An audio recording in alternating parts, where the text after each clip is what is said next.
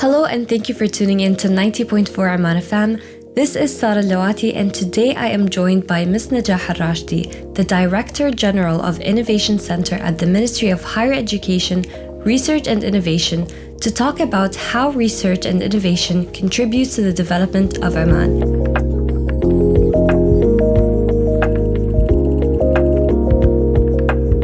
Thank you for joining us today, Ms. Najah. Thank you. That's Sarah. Pleasure to be here. So I wanted to start off this interview by asking, what is the significance of research and innovation here in Oman? Yeah. Okay, so first maybe we can say that research and innovation, not just in Oman, but we can notice that all of the countries, whether developed countries or which are under development, all of them are really focusing on research and innovation.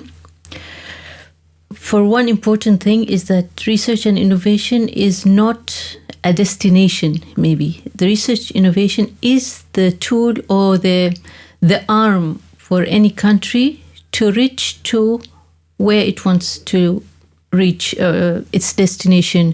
What are the goals?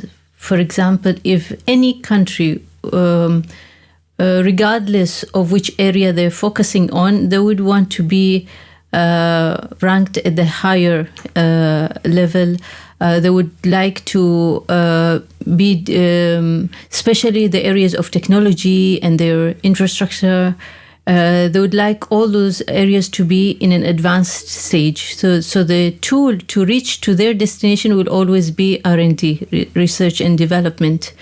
So therefore, Oman has also focused on research and development earlier in 2005, where there was a royal decree of establishing the first research unit in Oman. That was the research unit in Sultan Qaboos University.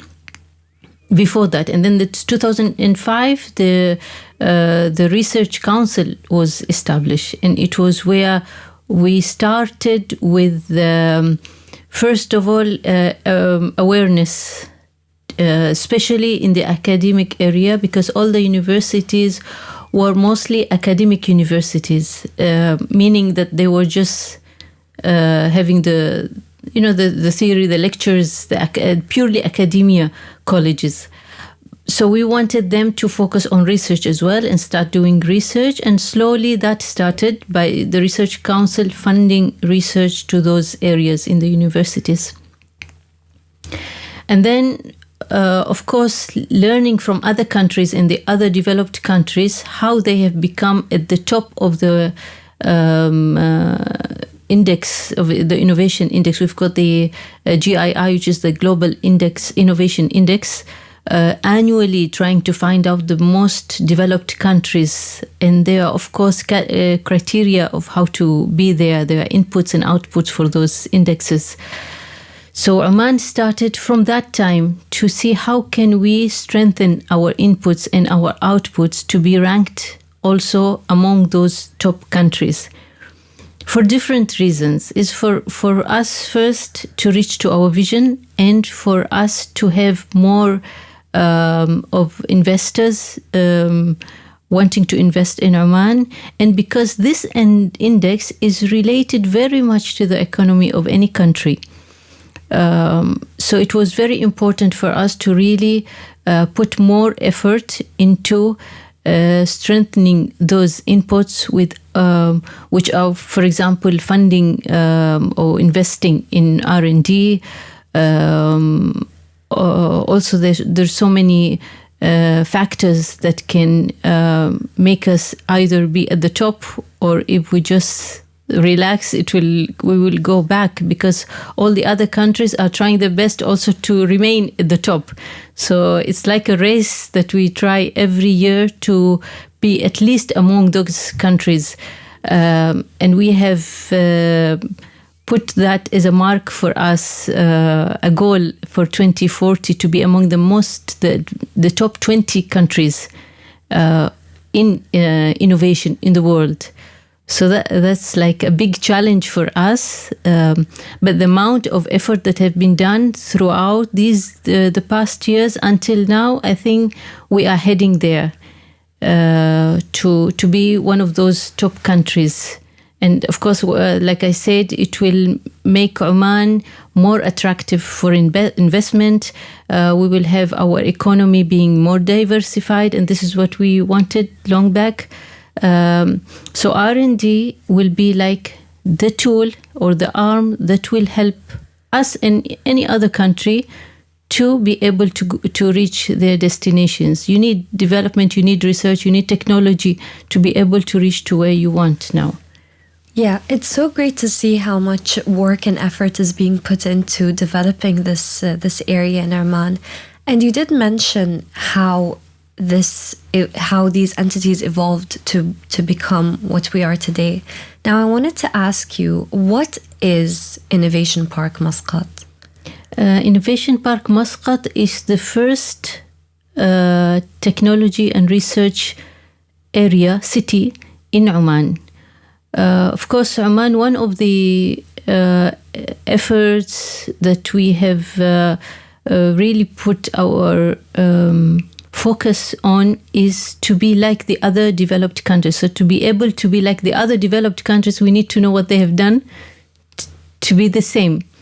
So there were several visits to those countries, and what they noticed is having those research and technology parks. Technology and science parks are a very powerful way to have all the researchers and innovators work together in one area, learn from each other, and develop the knowledge and utilize the knowledge in order to solve the challenges of the country. So we thought if we wanted to be the same, we need to have that park as well. So this was the first, you can say, a prototype of a park, an innovation park in Oman, where we would like to serve all the knowledge producers and the knowledge utilizers in one place. You need to have a community of all the players in one place, because there is no point of having different activities that serve innovation but in different places, fragmented efforts. So we wanted a place where everyone could be together and learn from each other and have a valuable output out of it, instead of having repeated efforts in different areas. So the Innovation Park Muscat, actually, we've done with the first phase now. We've got the innovation building, the biggest innovation, the first building, which is the innovation building, and we are renting it out for the entities who have innovation and research activities. It's almost now 95% occupied, or fully booked and utilized by those entities. We're waiting for them to just join in, probably throughout this year. And then we have also lands, plots, which we give them for by usufruct agreements. So they take it for like 25 years, extendable for other 25 years and another 25 years. We've got incentives for investors. We had a royal decree in 2019, it's 27 by 2019, where it mentions that the science parks are free zones. And because it's a free zone, so you get more incentives for investors to take plots there. So they have it for very low prices annually. Like the land, you can have it for 2 riyals only per meter annually. We provide all the infrastructure services, the roads, the lightings, everything is there, security, and tax-free exemption from the tax for 5 years, and it's extended for another 2 periods of 5 years as well. And many other incentives, and we are working on the legislation now, the regulations for the park, We have many interests from different parts to come and build their own centers in our park, but because we are very focused into that it has to be a research and innovation based, because we don't want it to be as a real estate. We want it to be a real research and technology park. And hopefully, inshallah, by the maybe 3, 4, 5 years from now, it will be the park that we are dreaming for. And we will be planning for other parks, inshallah, in different areas of Oman. But this is our first innovation and technology park in Oman. What an incredible initiative to have a community of researchers literally just be together and work on developing the country. But you did mention when you were talking, you said the word innovators. It will be a park for innovators. And I wanted to ask you, how do you become an innovator? Yeah. Innovation is having a new idea that is commercialized. So if you have an idea, but it cannot go to the market and you cannot sell it out, it will just be there. So it won't be a real innovation. And if you have any idea that it goes to the market, but it's not new and it's not having added value of whatever it is, then it's not going to be an innovation. So it's like a multiplication of a new idea, plus it has to go to the market and be commercialized. And we're talking about different, doesn't have to be a tangible product. It can be a new service that you're providing that also can be an innovation. Whatever serves as an added value, or you can have the same product but with a less cost, for example, or in a faster way to get that product. I mean, you're adding something, a value, either by cutting the cost or make it faster or lower price. It will be it will be an innovation. And lately we've seen, mashallah, the Omanis students are very active and really enthusiastic into having new ideas and new products. And you can notice, like, probably on a weekly basis, we have a hackathon in different areas of Oman. If you remember, like 5 or 10 years back, never was mentioned. The word hackathon was never mentioned. Even innovation was not mentioned. But recently, it's there on a regular basis, and daily I can see on the social media people are talking about hackathons and innovation.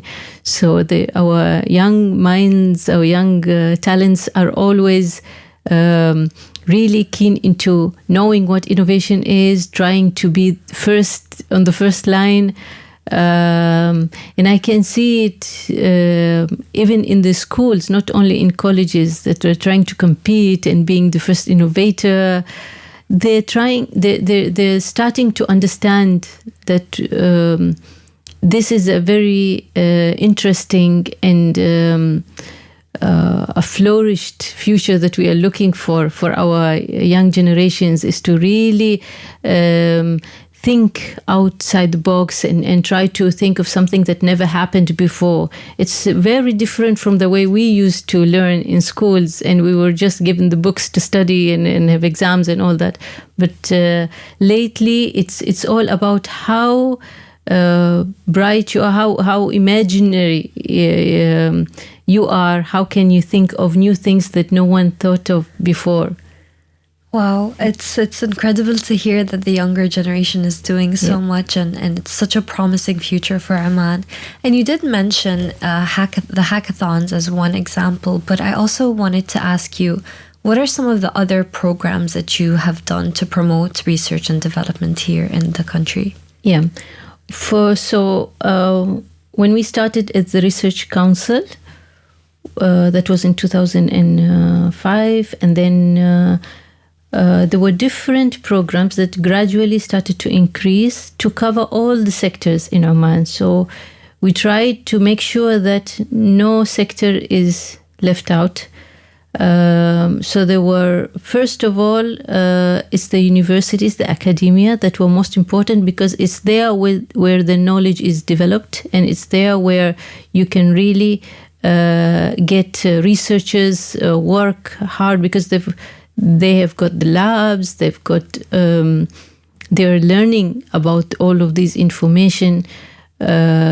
So we focused on funding research in the academia. So we have this program, it's called the Block Fund program, which is there annually. And we, of course, they compete, all the universities, private and public, to be given this fund. And we do that every year. So that program covers all the academic part. And they are in different categories. So we have undergraduate winners and also postgraduates and PhD holders and all of those. There's the research forum that we do every year, end of the year, where the winners are announced for different researches. Of course, this is different from the Block Fund is given to the universities to do the research, and then the researchers compete for the research prize at the end of the year as well.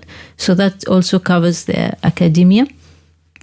And then we have another program for the ministries and the government, where the ministries and the government entities also can compete to do their research. So we have ministries like Ministry of Agriculture, Ministry of Health, the Environment Authority, and several other ministries who have started doing research as well. So they compete, and annually also we do fund the top of those researches. So this covers the government sector. And then we have the industry, where we have a very interesting program that, like, also the other countries, when they come and they hear about it, they become very interested to have the same in their countries as well, which is EJAD platform. EJAD connects academia with the industry. So it's a platform with an interactive platform with the back office, where they facilitate the interactions. What happens is the industry, when they have their challenges, they post it into the platform, and then the academia on the other side, they get to see those challenges and they propose solutions for those challenges.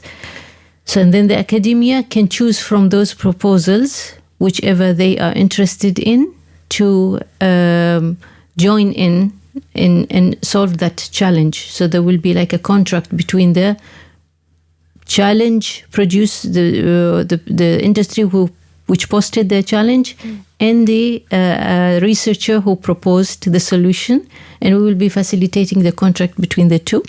This has been there for like 7 years now, and there's so many contracts that were established and done between the two parties. So it's a very efficient way into solving the industry challenge throughout this platform. So you can get, and the benefit that academia has is that they get real world challenges. They're not just learning from the books and the academic stuff. They can see the real world challenges on that platform, and they propose solutions to solve those. So it becomes like a link between the two parties. And this is what we are trying to do now, because Oman is heading into collaboration between different entities. We are not in isolation mode anymore. So academia has to work with both, industry has to work with also the government researches are also being done in collaborative with the academia. So it's there, the universities are working in the real life problems with industry and with the government as well. That's incredible. I didn't know that such a platform existed. And can anybody join to become a part of this? Yeah, you can be a member of the platform. So you can be an EJAD member. And there are different services that are also given. EJAD team also, they help in helping you in knowing what your challenges are. So we have the technology mapping. What they do is that they see what their priorities are, what stops you from reaching your goals, how can we prioritize your challenges in order to reach your goals. So it's also involved in the entity's program, their vision, and how to reach to where they want to go to. That's very useful. And based on all of this information that you've gathered, what are the most, let's say, prominent areas of where problems occur that you see on a day-to-day basis in Oman? It's if we talk about the industry, of course, most of the entities, if we talk about EJAD, they're oil and gas companies, and there are different challenges we know in the oil and gas, starting from digging the oil and all the challenges that are faced there. And then we come into the environment as well. Now we've strongly, EJAD is involved in also the climate change and the CO2 emissions and the target we have for 2050, the zero emission. So most of the companies are trying to be there. So one of their challenges maybe would be how can we reduce our CO2 emission and all that. So, and also we have also related to environment, the fisheries area, some of the tourist area, but because they're not very much into research, that's why we don't get more challenges from that area. But agriculture, fisheries, environment, health also is an important sector. And we can see that all of these sectors are what Vision 2040 is focusing on anyway. So we are there to cover all these sectors and areas. So essentially, this is the foundation and the basis of Oman Vision 2040. This is how it begins. Yeah. Well, if we can say the first priority in the vision is learning, education, and research. That comes number one. And of course, that would mean that the first thing is education and research, and then all the other priorities will follow. If you focus on research and education, then all the rest will be smooth. That's great. That's amazing to hear. And obviously, you've done a lot of great work so far, but what about the challenges that you see in the future in terms of fostering a culture of innovation and research in Oman? It's our challenge, our biggest challenge is to be there at the top. Because while we are trying our best to be there, all the others are doing the same. And we need to keep alert of what's being done in the rest of the world. We have to be aligned with whatever is happening. We have to be more advanced and try to be ahead all the time. So that in itself is like pushing you to, learn and look out what's happening out there. How can we be more effective? How can we reach to what those countries are doing? And that will need more funding, of course. So expenditure on R&D. If we will see the top 20 countries, why they have settled there on being in the top of the 20 countries, because they're spending on R&D, some of them until 4-6% of their GDP. The average spending on the R&D for those top countries would be 2-3% of GDP. Wow. Yeah, and for us, Oman, we are way back. So we need to be able to reach there. We need to increase our spending, and increasing spending means that we will be able to introduce more advanced technologies, funding a bigger number of researchers, having more researchers. Until now, our number of researchers in Oman are still very, very low compared to the other countries as well. So we need to focus on that. So what we're doing is comparing ourselves and benchmarking to the top countries and see how many researchers they have, how much they're spending, how many IPs they're producing, all of these inputs and outputs. Even the business of the business ecosystem also affects the innovation in a country. So it's not just the Ministry of Higher Education who's responsible for raising the bar, but there are different ministries, even the private sector. The private sector are asked to spend 70% of the total expenditure of R&D in a country to be in that level. You start with 70% by the government and 30% by the private sector, and then you come into a state where it's a 50-50 expenditure, and then all the developed countries, they have 70% of the expenditure comes from the private sector. So we need to push the private sector to also keep spending and increase their spending on R&D to be able to reach to that level. And what are the ways in which they can do that? Is it by offering scholarships? Is it by, enrolling more students in programs? How do they do that? You mean the spending? The spending comes from the private sector on their own, solving their own challenges. Like in industry, most of our international companies who are in Oman, they would rather spend on doing the research outside of Oman. Mm-hmm. So spending on research outside of Oman will not count for research here, even though it will be utilized here, the solution will be solved, but because the research itself was done outside Oman, so it will not count for Oman. So what we're doing now is trying to convince the private sectors to utilize the researchers who are here in Oman, in our own universities, because they've got big knowledge right now and they can do that. Scholarships, we started years ago with sending students for PhD degrees, trying to have a wider circle of researchers in Oman.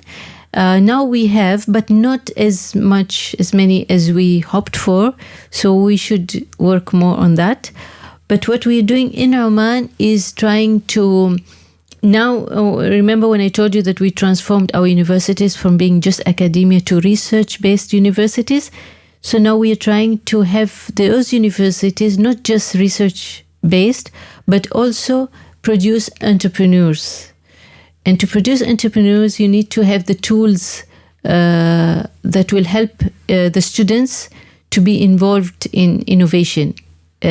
So you need to have incubating areas, spaces in the universities.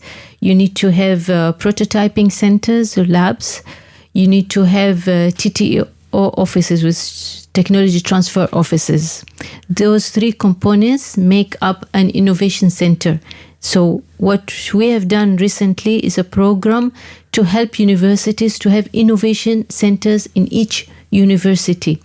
And we are hoping that in each governance in Oman would have an innovation center for all the community also, not only for the students at that university, but the residents at that place, that area can use the innovation centers. Having more innovation centers in the university will increase the number of innovators. And increasing the number of innovators in Oman, of course, will lead to being in the market, and all the related economy diversifications, aims, goals will be achieved. Yes, and for sure things like this will encourage a love of learning and research for the younger generation. So they will not just be in the university aiming to graduate, have a certificate to look for a job, but they will have another area too they can find themselves in. That's the entrepreneurship. So they can decide while they're in the universities that they would like to open their own companies, have an innovation-based entity, and of course they will get all the support from the ecosystem that we are now trying to build. And as I said, it's not just our ministry, but there's so many efforts even in the private sectors company, we hear of innovation centers being built or established in them, like the airport have established their runway, the name of their innovation center, the runway, where they solve the challenges of their own aviation sector. We have ASIAD and OQ also have recently established their innovation centers in their companies. So the culture of innovation is being really very much consumed by those big entities in Oman, plus the colleges, the universities, and also the schools. The Ministry of Education is also trying to have innovation centers in schools as well. So from 10 years back, where we never heard about innovation, and now we come into everyone is really talking, and it's being a trend for innovation. It's something that so funny when other companies come to us in Innovation Park Muscat, and they're trying to promote their company so that we can give them a plot in our place. So they'll try with whatever idea they have to convince us that they are innovation related companies so that they can get the plot. So everyone is really talking about innovation, about technology, about being at that advanced stage, which is really good in a very short time. Yeah, it's amazing progress. And you did mention earlier in the interview, you said there's still a while for Oman. There's still a lot to go for us to reach the top. But how much do you expect research and innovation to contribute to Oman's GDP in 2040? Oh, a lot. Because if we really focus on research and innovation, we are diverting away from the oil and gas, and this will make a huge difference.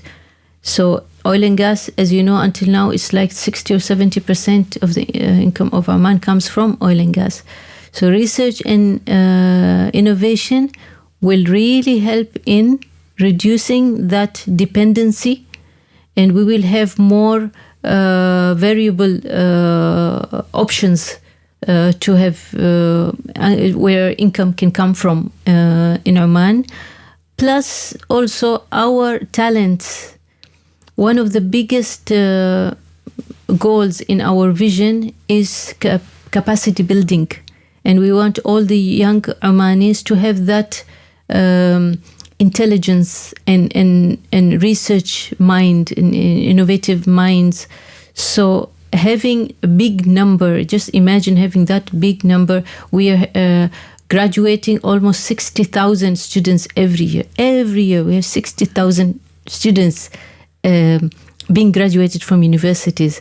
So if 5 or 10% of those are innovators every year, imagine a cumulative of intelligent students and innovators and researchers, that will make a huge difference. And our challenges in Oman will be solved by our own children, the new generations will be focusing on having us jump from where we are now to where we want to be. Wow, it's amazing to think about. And this has obviously been a very fruitful conversation. But before we conclude the interview, is there anything else you would like to add? I would just like to say that research and innovation should be not looked at as a separate sector. So we won't say like a research sector.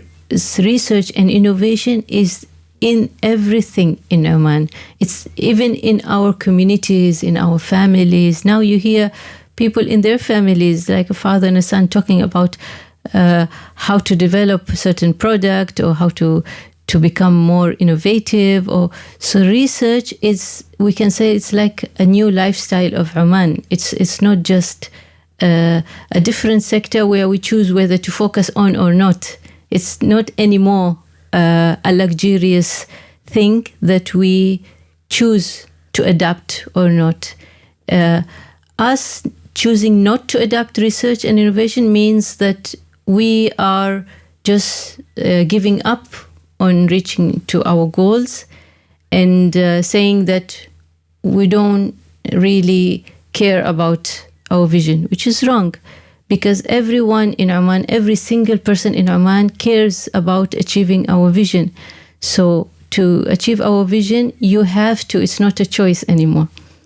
So what I wanted to say is that R&D is a must, it's not a choice, and it's for all the young generations to think about it more seriously, which they are at the moment, to really focus on, to develop everything, even the people who are on their office desks now, they would also need to think of ways to develop their work, their processes, whatever is being done now to develop the governance and the institutional performance is also through research. So it's not only for the industry sector. Some people confuse and they say, okay, research is only for industry and to, for factories, and it's not. It's also in schools. It's also there in the when we say electronic government or smart government. This is all technology. This is all innovation, and it has to be a culture that's being adopted in families as well. Parents should not fear when their children are willing to go into this because it's a risk. You don't know where you're going to end up. Whether being in the market, or maybe you have to redevelop your product again and go back to square one and start over. So it's a long process, and it's complicated, and you have to be patient, but you have to commit to it. I hope that more as the students will go throughout this process, they would seek help from whoever there rather than giving up, because it does need more patience and strength to be able to reach to the goal where you want to achieve. Others have done it, so why not us? We can also have innovators. We can have people building their wealth through innovation, and we can see that in our children, in our new generations, inshallah. Inshallah, absolutely. Those words are very encouraging. I'm sure our listeners would love to learn more. How can people find you on social media or your website? Physically, we are next to SQU, which is the biggest university in Oman, so they can always come there. Social media, we are also there. IPM and the Ministry of Higher Education, Research and Innovation. They will find us in the website also. In the social media, RI, that's Research Innovation. So RI account in the website, in the social media accounts. All right, great. Well, thank you so much for joining us today. This was a fascinating conversation, and I wish you all the very best of luck, and I cannot wait to see what you come up with next. Inshallah, and please do visit us. Absolutely. At the Innovation Center. Inshallah. Thank you.